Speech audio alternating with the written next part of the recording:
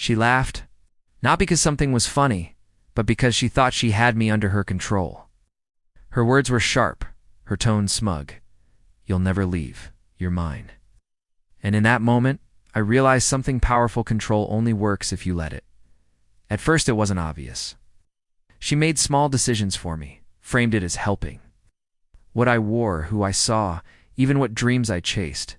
Slowly, the choices that once made me weren't mine anymore, and I stayed silent, convincing myself it was love.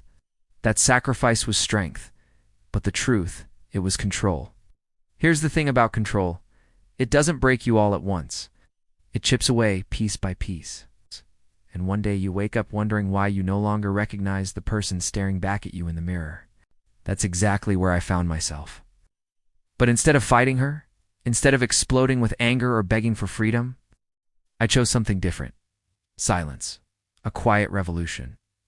I started rebuilding boundaries she thought she had erased. I reconnected with friends she told me to forget. I pursued goals she mocked as impossible. I stopped asking for permission. And here's the twist: she didn't even notice. Because when someone thrives on controlling you, they expect resistance, not calm withdrawal. She laughed, thinking I was still trapped.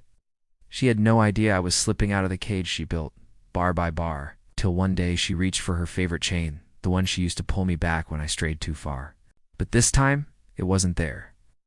The control she thought was permanent had vanished, not with a fight, but with quiet strength. And in her silence, for the first time, I heard the sound of my own freedom. This isn't just my story, it's a lesson. Control can only exist when it's given power. The moment you take that power back, quietly, steadily, it dissolves. True freedom isn't loud. It's unshakable, unspoken, undeniable. So if you've ever felt the weight of someone else's grip on your life, remember this: you don't always need to fight fire with fire. Sometimes the strongest move is silence.